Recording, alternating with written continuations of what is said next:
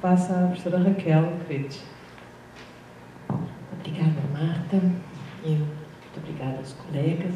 Agradeço especialmente ao Pinzani e ao Nitamar a oportunidade de estar aqui conversando com vocês hoje. Um simpósio tão bacana, tão grande. Primeiro, então, eu talvez passe um pouquinho. Eu negociei com o Pinzani porque eu me preparei mal. Eu achei que eu tinha 40 minutos. Eu reduzi o quanto pude. Não vou tentar. Mas talvez eu devesse fazer algumas breves considerações sobre o título da minha intervenção. Eu pretendia falar sobre estatalismo metodológico, né, que é um termo ao qual eu recorri em debates com o meu grupo de pesquisa para explicar um aspecto específico do que eu queria abordar aqui com vocês, que é uma pesquisa nova que eu estou começando junto ao CNPq, né? E nessas discussões com o grupo eu percebi que eu precisava encontrar um termo que se diferenciasse das críticas feitas pelas autoras e pelos autores do chamado nacionalismo metodológico, que é um tipo de crítica que tem ganhado cada vez mais visibilidade, vamos dizer, desde pelo menos os anos 2000, né? Quando o pesquisador austríaco que esteve radicado nos Estados Unidos, Andreas Wiemann, e a parceira dele lá, Nina Schiller, né? Divulgaram, na verdade, porque esse termo, dizem alguns que remonta ao Ulrich Beck, né? Não sei dizer, não fui atrás, não rastrei, mas para expressar, eles divulgaram esse termo para expressar um tipo de opressão social que poderia advir da naturalização e da invisibilização da presença do elemento nacional nas análises dos cientistas sociais, dos filósofos políticos, dos juristas e assim vai. Então, num certo sentido, né, acho que a coisa bacana desse encontro, eu venho das ciências sociais, né, então para mim é novo aqui esse fórum, primeira vez que eu participo aqui, está sendo muito bacana. E aqui a gente viu de tudo um pouco, né? A vantagem de falar no último dia é que depois já nada mais é novo, né? Você já viu o perfil da coisa. Mas o perfil aqui é muito rico no sentido de houve diagnósticos, né? A gente ouviu aqui nesses 5 dias diagnósticos, a gente ouviu problematizações, a gente ouviu propostas de reformas, de modelos, de abordagens teóricas, e assim por diante. Então, eu vou, digamos, na divisão intelectual do trabalho aqui, o meu ponto é me concentrar em alguns problemas, na verdade não é nem um diagnóstico, é um pré-diagnóstico, é tentar fornecer elementos para a gente fazer diagnósticos talvez mais oxigenados, mais interessantes, e que sejam sensíveis às críticas. Inclusive, a fala depois do Alexandre tem bastante a ver, num certo sentido, acho que foi pensada pelo Pinzani, porque tem a ver com uma tentativa de detectar onde é que estão limites, né, dessas nossas abordagens. Então, eu pretendia aqui me concentrar apenas nesse aspecto da naturalização e visibilização das estruturas do Estado moderno, né, definido lá, canonicamente, nas nossas disciplinas das humanidades, como o detentor do monopólio, do uso da força e do poder de jurisdição exclusivas sobre as fronteiras de um determinado território, na definição canônica que a gente conhece. Mas há 2 semanas atrás eu estive numa banca de doutorado com os meus colegas, aqui presentes também, Berli Pinzani, Curion estava lá também, de uma das pesquisadoras com quem eu trabalho, Raissa Ventura, e que defendeu uma tese crítica à soberania de base nacional. Vamos dizer, então, crítica ao nacionalismo metodológico. E lá eu percebi, nas conversas com as pessoas, o quanto ainda é difícil e o quão minada é essa discussão sobre o Estado e sobre a cidadania de base nacional. De maneira que, depois dessa experiência, eu acabei achando que deveria vir aqui, ser mais prudente e falar dos 2 problemas, né? Para até não correr o risco de ser muito mal interpretado ou das coisas se sobreporem excessivamente na percepção de quem está na audiência, né? Então eu vou falar tanto do estatalismo metodológico quanto do nacionalismo metodológico, que são ambos, no fundo, o estatalismo é por minha conta, tá? O nacionalismo metodológico tem história. Mas ambos são problemas que eu venho pesquisando e sobre os quais, no fundo, eu me debruço desde do momento em que eu saí de medieval e fui trabalhar com contemporânea, que foi lá em 2003, comecei estudando direitos humanos, no Itamar, cruzei o Nitamar, conheci o Nitamar num fórum desse. Então, o título da minha fala, na verdade, deveria conter essas 2 ideias, estatalismo e nacionalismo metodológicos, para equivaler ao que, de fato, eu vim fazer aqui hoje, falar. Mas vamos lá, então, senão me enrola ainda mais. eu acho que não tem muito erro em nós assumirmos que todas as áreas do conhecimento têm lá os seus jargões, têm as suas definições, então, digamos, suas definições canônicas ou seus postulados inquestionáveis que acabam se tornando, ao longo do tempo, relativamente consensuais, naquele sentido que o Alexandre levantava aqui, Meyer levantava, consensuais entre os especialistas. E com a teoria política e a ciência política, evidentemente que não é diferente. Então eu queria trazer para a nossa conversa aqui 2 desses cânones. Primeiro, a definição mais comum de Estado moderno soberano, que diz ser o Estado detentor, abro aspas, detentor do monopólio do uso da força e do poder de jurisdição exclusivas sobre as fronteiras de um determinado território, remonta a Weber, né, mas é amplamente disseminado, divulgado, foi amplamente disseminado e utilizado ao longo do século XX. Vou explorar isso aqui já já. E um segundo consenso, que é pouco também interpelado pela literatura da área, que é o postulado da cidadania de base nacional, ou seja, o postulado da cidadania que se desfruta em virtude de um status, de um estatuto de pertencimento a uma determinada comunidade política, geralmente entendida como um Estado-nação, Estado nacional. Ou seja, então, no que se refere ao bem da cidadania e dos direitos, nós usualmente assumimos, sem muita dificuldade, sem mais, né, que cidadãos são membros de uma determinada comunidade política que, por nascimento ou por filiação, varia de lugar para lugar, podem usufruir de direitos e deveres básicos que essa comunidade política distribui, que por essa razão estariam autorizados a tomar parte do Deus, né? Isso é, podem participar da esfera pública, deliberar sobre os rumos da coletividade. Essa maneira de afirmar a cidadania, então, né, ela tem problemas intrínsecos, ela desautoriza ou exclui aquelas e aqueles que não são parte desse nós, que não são cidadãos reconhecidos em contraposição aos aliens ou os estrangeiros, os foreigners, os outsiders, né? Então, segundo essa perspectiva, que eu vou chamar aqui de perspectiva tradicional, de uma certa teoria do Estado, cada Estado soberano responderia exclusivamente às demandas dos seus cidadãos e das suas cidadãs, e esses organizados em torno de uma comunidade política que reivindica o direito de se autodeterminar. Para essa visão, inclusive, existe uma vinculação entre manutenção de um conjunto de características que criam e que mantêm o cidadão entendido como nacional e o controle das fronteiras territoriais da nação, dentro das quais o Estado soberano pode reivindicar jurisdição exclusiva e o monopólio da força. Os 2 elementos, então, centrais a essa maneira de abordar o Estado e a cidadania são, nós sabemos, 2 construções históricas das mais caras ao pensamento moderno ocidental. De um lado, os direitos humanos, ou os direitos do homem, e de outro lado, do homem, né? E de outro lado, a ideia da soberania popular. E, no fundo, não é de se espantar, então, que a linguagem dos direitos humanos só faça sentido para essas autoras e para esses autores, que operam, então, a partir desse tipo de enquadramento, vamos dizer, se e na medida em que essa linguagem possa ser traduzida nos termos da responsabilidade dos Estados para com os seus cidadãos, ou os nacionais, né? E essa transposição, ela é operada por meio do repertório dos direitos de cidadania. Eu não vou ter tempo para mostrar isso aqui mais detalhadamente, mas a gente poderia objetar que esse tipo de abordagem é característico de pensadoras e de pensadores ainda muito tributárias da influência do positivismo nas ciências sociais, ou então muito envolvidos com debates, em debates com matrizes excessivamente empiristas do conhecimento, da produção científica.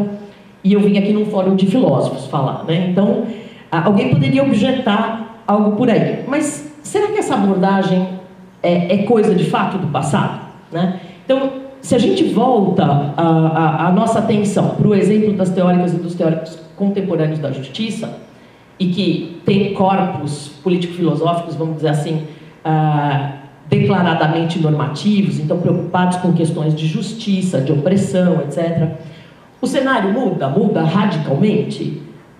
Eu penso que não. Eu vim aqui falar sobre isso, né?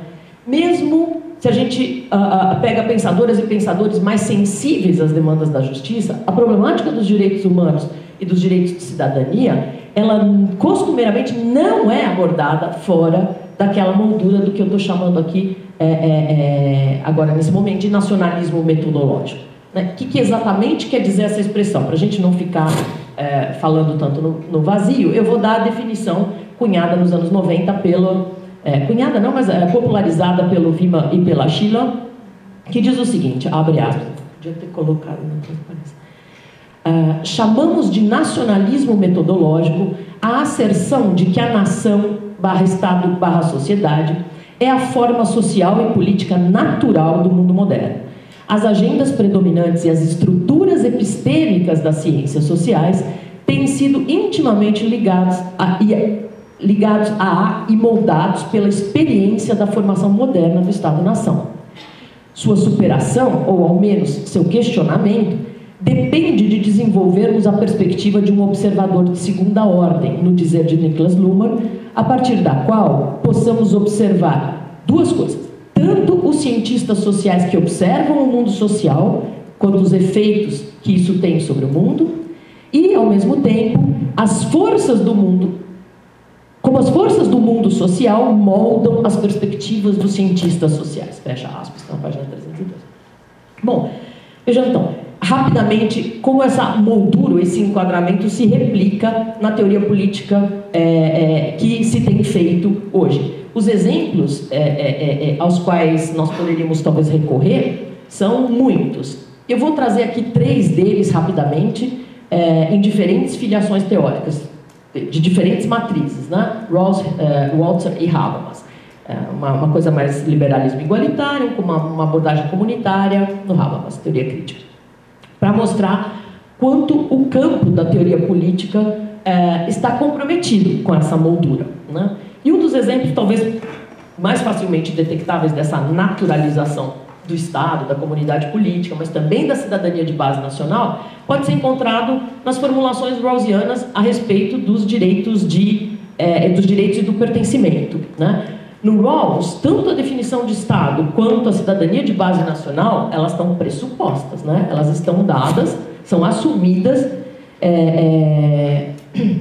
Em que termos ele expressa isso? No Teoria da Justiça, né? Pegar um estudo clássico, ele vai definir sociedade, como foi amplamente falado aqui, como sistema de cooperação social e equitativa entre pessoas livres e iguais, e como participantes plenos de um sistema equitativo de cooperação social, as pessoas desfrutam, segundo ele, de 2 capacidades morais. Essas pessoas que habitam esse sistema desfrutam de 2 capacidades morais, etc, etc. Não dá tempo de desenvolver isso aqui, nem a intenção, mas eu tomo uma passagem da teoria da justiça que resume o meu ponto, né? Como esse enquadramento está dado. Abre aspas. A justiça como equidade parte da ideia de que a sociedade deve ser concebida como um sistema equitativo de cooperação e adota uma concepção de pessoa adequada a essa ideia. Mais adiante. Desse modo, dizemos que uma pessoa é alguém que pode ser um cidadão, isto é, um membro plenamente cooperativo de uma sociedade ao longo de uma vida completa. Adiciono a frase ao longo de uma vida completa, porque a sociedade é vista como um esquema mais ou menos completo e autossuficiente de cooperação, abrindo espaço em seu interior para todas as necessidades e atividades da vida, do nascimento à morte. Uma sociedade não é uma associação para finalidades mais limitadas. Os cidadãos não se agregam à sociedade voluntariamente, mas nascem nela, onde, para nossos fins aqui, presumimos que viverão suas vidas. Fecha aspas e continua. Ou seja, segundo esse raciocínio, direitos e deveres a serem distribuídos numa sociedade são geridos pelo Estado e concedidos aos seus cidadãos até os limites das fronteiras territoriais de cada Estado-nação, entre aqueles que nascem nessa sociedade e nelas vivem as suas vidas. Então, aqui não há nenhum questionamento a respeito das possíveis injustiças geradas por esse enquadramento da questão do Estado e da cidadania. Mas esse é um problema, uma state blindness, como diz uma certa moça, que é um problema exclusivo do liberalismo político. Não, mesmo se repete em propostas dos mais ferrenhos adversários do liberalismo, como, por exemplo, os comunitários, entre os quais dentre os quais vou pensar o Michael Walzer, alguns vão chamar de republicanos, outros neorrepublicanos, outros de comunitaristas, mas o ponto é, Walzer como um representante de uma certa visão nucleada numa ideia de comunidade forte, vai dizer o quê a esse respeito, a esse mesmo respeito, né? A visão de mundo dele tem uma roupagem evidentemente diferente. Walzer vai assumir sem pudor algum que a cidadania requer, exige exclusões. As questões de justiça são decorrentes de assuntos nacionais e, portanto, vai postular eles se relacionam ao Estado. Direitos não estão, ele assume, no esferas de justiça, não estão disponíveis a todo e qualquer ser humano. E aí por quê? Em virtude simplesmente da condição de humanidade, de partilhar da humanidade comum, como sustenta o liberalismo, ele vai disputar isso. Só comunidades políticas, entenda-se, estados nacionais, podem ser considerados fonte do direito. A fonte do direito não é o indivíduo, é a coletividade, né? Ou as coletividades, no plural, porque ele admite a ideia das particularidades nacionais. E é exatamente por essa razão que direitos só vão estar disponíveis aos conacionais. O elemento, então, central para pensar o Estado moderno não são os direitos humanos dos liberais, ele vai disputar, sim, a soberania popular, a autodeterminação democrática de um povo. Eu cito Walzer rapidinho, abre aspas. Os seres humanos têm, de fato, direitos que transcendem a vida e a liberdade, mas esses direitos não provêm da humanidade que temos em comum, provêm de conceitos compartilhados de bens sociais. São locais e particulares em caráter, fecha aspas. E como é que ele justifica essa posição dele? O argumento dele é forte, né? Ele diz, em um mundo sem mundos, mundo sem muros, em um mundo sem muros, as coletividades estariam ameaçadas. A coesão desapareceria. Por quê? Vai dizer ele, vai explicar ele, porque a individualidade de pessoas e grupos depende necessariamente da clausura, é a tese forte. E se individualidade de pessoas e de grupos constitui um valor para uma determinada sociedade, esse valor tem e deve ser garantido. Ou seja, marcadores que geram coesão social ou solidariedade social, como por exemplo o marcador da identidade nacional, devem ser protegidos e devem ser garantidos, e protegidos e garantidos aos de dentro, mesmo que excluam, mesmo que oprimam outros tantos seres humanos. Então, também nessa visão, as premissas do Estado moderno e da cidadania de base nacional ficam intocadas, ficam inquestionadas. Bom, e a teoria crítica? Né? O quanto, brincar aqui com uma outra moça, o quanto é crítica a teoria crítica a esse respeito? Não? Evidentemente que o modelo do Habermas é muito mais sofisticado, muito mais complicado. Mas mesmo assim, mesmo autoras e autores vinculados à teoria crítica, que eu até diria, acho que é a mais sensível entre as vertentes mais clássicas da teoria política, a mais sensível às injustiças naturalizadas ou às injustiças invisibilizadas, mas mesmo esses pensadores têm enorme dificuldade em abandonar o registro tanto do estatalismo quanto do nacionalismo metodológico. Então vou tomar talvez aqui o representante mais famoso, o próprio Habermas, e o que ele diz sobre esse assunto, né? Eu estou pegando diferentes textos, porque está lá acerca da legitimidade, está lá no Inclusão do Outro, eu juntei aqui várias obras do Habermas, mas ele vai procurar unir a resposta liberal dos direitos humanos à defesa comunitária ou republicana, ele chama nos três modelos, da soberania popular. E por quê? Porque, segundo ele, a teoria política, a gente sabe, eu não vou repetir tudo, mas a teoria política não teria equacionado de uma maneira consistente na modernidade o postulado dos direitos humanos oriundo do constitucionalismo e o da soberania do povo e autodeterminação democrática oriunda dos democratas. E como é que ele vai explicar essa tensão? Ele vai dizer, ele começa contextualizando, eu vou colocá-lo aqui, contextualizando o Estado na história e tentando reconstruir esse caminho, né? Então, o que ele diz lá? A potência política estatal se constitui, na modernidade, sob uma forma particular, sob a forma específica do direito positivo, quer dizer, sob a forma... Então, o que ele quer dizer com direito positivo? Sob a forma de um direito que é regulamentado, sim, e que, de outro lado, coage. Esse é um fator importantíssimo que a gente nunca pode perder de vista, né? Por isso, essa potência política estatal, ela já nasce com uma espécie de, digamos, segunda natureza, de dupla natureza, perdão, segunda natureza, de dupla natureza, exatamente por causa, não dá para eu aprofundar aqui, mas todo mundo, num evento de teoria crítica, todo mundo supostamente leu e sabe, por causa então dessa duplicidade, é que Habermas vai dizer que soberania do povo e direitos humanos constituem as duas respostas históricas formuladas pela tradição de pensamento ocidental. Jura?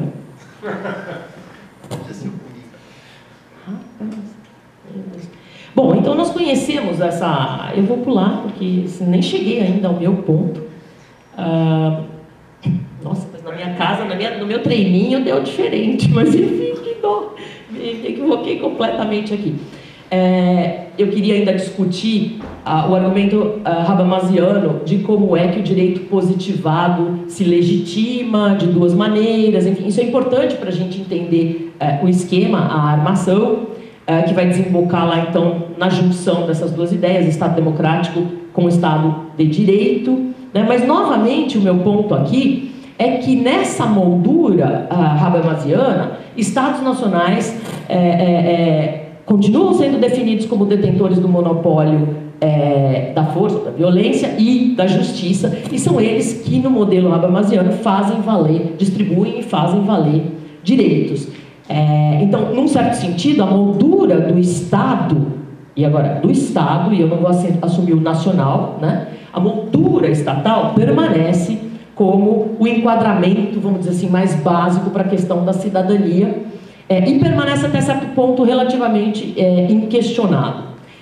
Essas formulações, eu as reconstruí, por quê? Porque eu acho que elas permitiriam a gente enxergar esses dois problemas que eu quero tratar, os dois limites importantes das atuais teorias do Estado e da política, que, vamos dizer assim, hegemonizam o campo da teoria política hoje.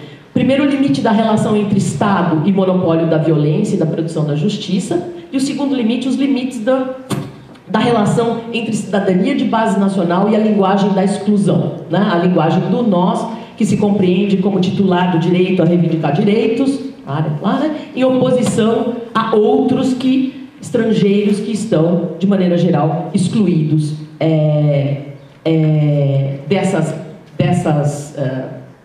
desses benefícios da cidadania. Para o problema da cidadania de base nacional, não vai dar tempo de eu explorar, eu penso que Sheila Ben-Habib tem uma resposta interessante, ela aborda a questão, ela propõe, então, que haja para o problema da cidadania de base nacional agora, né? A Ben-Habib propõe a flexibilização, vamos dizer assim, das formas de pertencimento.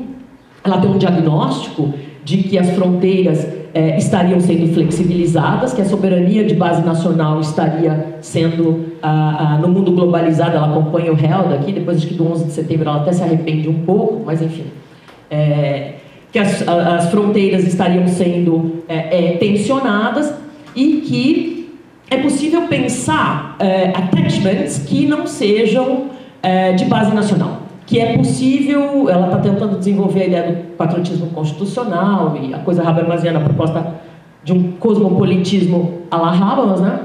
Ela tem uma resposta, eu não sei até que ponto essa resposta ela dá conta de fato dos problemas, mas ela é uma maneira de ver, e eu acho que o grande avanço da Ben-Habib é mostrar que a cidadania pode ser disputada por vários critérios, que o critério de base nacional não é o único para a gente pensar democratic attachments, como ela propõe. Até brinquei com o Verli lá nessa defesa depois sobre isso.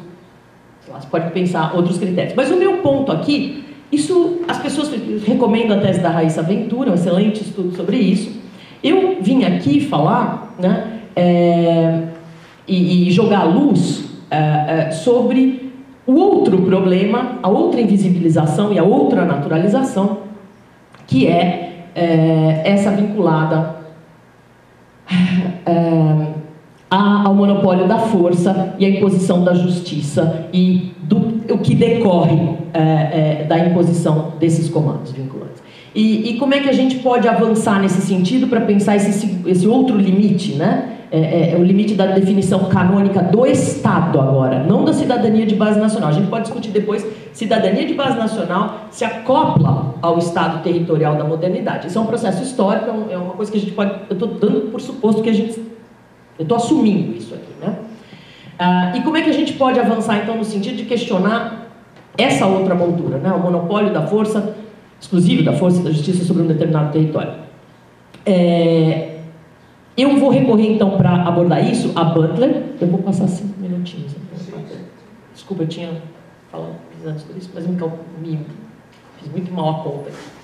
E especialmente 2 escritos mais recentes da Butler, o Marcos de Guerra, que são já dos anos 2010 quase, Marcos de Guerra e o Vida Precária, nos quais ela vai analisar essa questão dos direitos humanos à luz das atuais condições de operação do sistema internacional de Estados, principalmente depois do 11 de setembro. O grande incômodo da Butler é o que está acontecendo pós 11 de setembro, né? E nesses textos ela vai se dedicar a examinar, a partir do diagnóstico de que os poderes, não dá para desenvolver, mas de que os poderes políticos estão operando no mundo de maneira cada vez mais discricionária. Ela vai abordar uma questão que eu acho bastante espinhosa, que é do que é que define vidas que podem serem lutadas e que vidas, nem vidas podem ser consideradas. Então, e nesse sentido, que vidas, portanto, são, portanto, alienadas das leis e das normas que garantem os direitos humanos. Então, interessa a ela, vamos dizer assim, abordar certas linguagens políticas, certos enquadramentos analítico-conceituais que invisibilizam e naturalizam os sofrimentos de alguns seres humanos, oprimem outros, e por aí vai. E como é que ela constrói, fundamenta, melhor dizendo, essa posição dela? Para mostrar esse mecanismo de exclusão, a Butler mobiliza um eixo analítico que vai articular norma, enquadramento e sofrimento. E faz isso de uma maneira muito útil e muito original. Eu acho útil aqui para a nossa reflexão, que de uma maneira que não ignora, inclusive, pré-condições sociológicas, vamos dizer assim, por detrás dessa normatividade social. E como ela amarra isso? Ela vai dizer, as normas são as normas sociais e políticas, tanto aquelas explícitas quanto as normas tácitas, que estabelecem que vidas contam como humanas. E essas normas são determinadas, até certo ponto, pela definição de quando e de onde a perda de uma vida é passível de luto. E, correlativamente, quando e onde uma vida não é representável nem passível de luto. Essa definição, vai dizer a Butler, ela é dada em cada tempo e lugar, ela é particular. E ela é dada por algo que eu vou chamar de enquadramentos. O que são os enquadramentos? Os enquadramentos são, então, aquelas molduras que atuam, eu leio assim, pelo menos a Butler, alguém pode ter uma leitura diferente. Os enquadramentos são aquelas molduras que atuam no sentido de diferenciar vidas que nós podemos reconhecer como tais, daquelas que nós não temos nem sequer cognição para perceber. E dos enquadramentos, e os enquadramentos fazem isso como? Por meio tanto da experiência visual quanto da produção do que ela chama de ontologias dos sujeitos. E como é que os enquadramentos constroem esses sujeitos? Sujeitos, por sua vez, ela vai dizer, são constituídos por normas, que na medida em que são repetidas, produzem normalidades, a tese Foucaultiana, produzem normalidades que deslocam os termos do reconhecimento. Então, lá na ponta, vão produzir os direitos do negro, o direito das crianças, os direitos das mulheres, etc. e tal.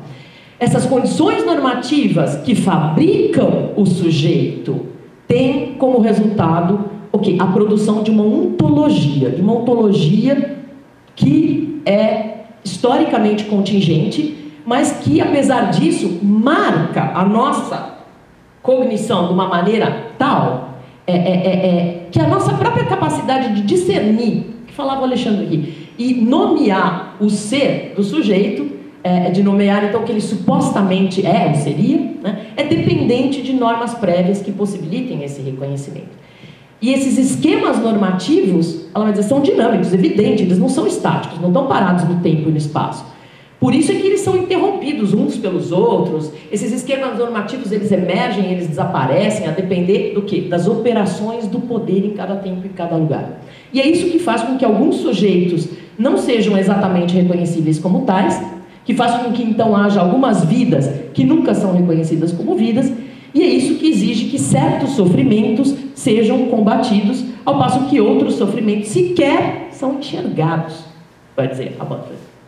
Afirmar então que uma vida pode ser perdida, pode ser lesada ou destruída, significa afirmar também, vai dizer ela, aí ela junta com a precariedade, né?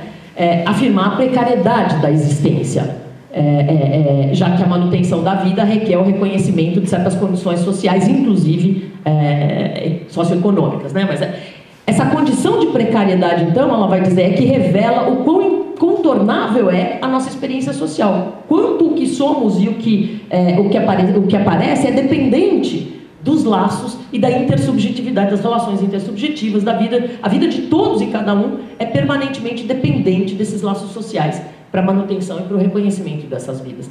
E nesse sentido, bom, mas eu vou adiantar aqui agora, eu vou tentar. Ela avança nessa coisa da precariedade, mas ela também vai chamar a atenção para um ponto que eu acho fundamental aqui: resistir à tentação de atribuir a produção dessa condição de precariedade dos enquadramentos e tudo mais que a conforma a um poder político soberano. Ela vai dizer, olha, isso é um reflexo dessa própria condição intersubjetiva dos seres humanos, e a gente não adianta procurar lá no poder constituído, nas estruturas apenas, aí é nosso debate, né? Não adianta procurar apenas nas estruturas, isso tem de ser, as estruturas interagem com as capacidades cognitivas dos seres humanos, e isso tem de ser, de alguma maneira, ser tornado visível, né? Para que a gente acabe com as vidas matáveis que não, enfim, que a gente acha que não vale a pena ser vividas, a gente precisaria olhar para esse conjunto, para os enquadramentos, a precariedade, o sofrimento, etc. Bom, eu vou parando por aqui. Eu só queria terminar com uma citação da Butler, que diz, ela está tratando das várias condições de precariedade, como ela chama, do mundo contemporâneo, da armação política do mundo contemporâneo, e ela também traz para a conversa a violência do Estado, né? Que, vai dizer ela, expõe populações inteiras a uma situação paradoxal, que é aquela de depois não ter a quem recorrer, senão ao próprio Estado, para falar dos seus sofrimentos, justamente aquela estrutura que deveria protegê-los, é a estrutura que... Então eu termino falando, citando a Butler, abre aspas, estar protegido da violência do Estado-nação é estar exposto à violência exercida pelo Estado-nação. Assim, depender do Estado-nação para a proteção da violência significa precisamente trocar uma violência potencial por outra, fecha aspas. A análise da Butler, ela é incômoda, sem dúvida, e até a gente poderia dizer que ela talvez carregue excessivamente nas tintas. Mas um ponto, eu acho que é o ponto meu aqui, é uma análise, é o tipo de análise, eu poderia falar de Miranda Fricker, eu podia trazer outras pensadoras para a conversa, mas é o tipo de análise que nos permite mais assumir de uma maneira acrítica e incondicional a moldura estatalista. Muito obrigada.